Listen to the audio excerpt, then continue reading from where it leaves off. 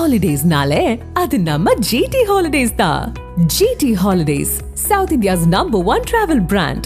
You know you are special when you're with GT Holidays.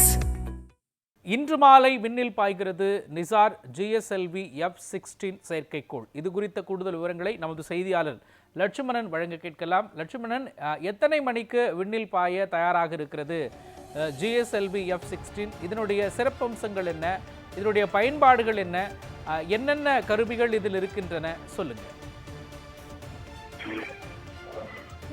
விண்ணில் பாய்வது இந்த Nisar F-16 செயற்கைக்கோளானது Chhattisgarh மாநிலத்தில் உள்ள இந்த 540 மணி நேரங்களில் விண்ணில் பாய இருக்கிறது. குறிப்பாக இந்திய விண்வெளி ஆராய்ச்சி நிறுவனம் இஸ்ரோ மற்றும் அமெரிக்காவின் நாசாவின் முதல் கூட்டு செயற்கைக்கோளான நாசா இஸ்ரோ செயற்கைக்கோளானது இந்த துளை ரோடா அந்த நிசார் துரோவின் GSLV F-16 ராக்கெட் மூலம் ஆந்திர மாநிலம் ஸ்ரீஹரிகோட்டா சதீஷ் தவான் விண்வெளி ஆய்வு மையத்திலிருந்து இன்று மாலை 5:40 மணிக்கு விண்ணில் ஏவப்பட இருக்கிறது.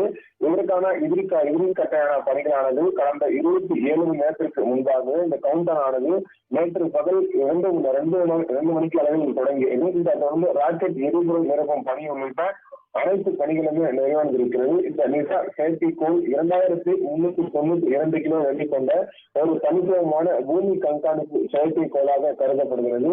இந்த நாசாவின் எல்பாண்ட் மற்றும் இஸ்ரோவின் எல்பாண்ட் என்ற இரண்டு அதிர்வெண் செயற்கை துணை ரோடர் வகையை சேர்ந்ததாக குறிப்பிடப்பட்டிருக்கிறது.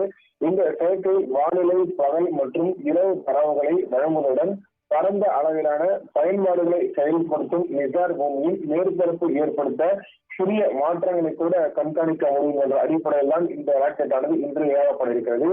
அதாவது இந்த பனிப்படல இயக்கம் மற்றும் தாவர இயக்கவியல், கடல் பனி வகைப்பாடு, மேலும் இந்த கப்பல் கண்டறிதல், கடையோர கண்காணிப்பு, மேலும் இந்த புயல் தன்மை, மண்ணின் ஈரப்பதத்தில் ஏற்படும் மாற்றங்கள், மேற்பரப்பில் நீர் வளங்கள் என படைபடும் செயல்திறன்களை கொண்டதாக இது கருதப்படுகிறது. இந்த இஸ்ரோ மற்றும் நாசா விஞ்ஞானிகள் தீவிரமாக கண்காணித்து வருகின்றனர். இந்த செயற்கைக்கோள் புதியிலிருந்து 743 கிலோ தொலைவில் புதிய ஒத்திசை சுற்றுப்பயணம் நிலைநிறுத்தப்படுவதாகவும் அதற்கு மேல் இந்த ஆராய்ச்சிகள் மேற்கொள்ளப்பட இருப்பதாகவும் கூறப்படுகிறது. அந்த ஆண்டில் தான் ஸ்ரீஹரிகோட்டாவில் இன்று மாலை 5:45 மணி அளவில் விண்ணில் ஏவப்பட இருப்பது குறிப்பிடத்தக்கது. விரிவான விவரங்களை வழங்கியதற்காக நன்றி லட்சுமணன்.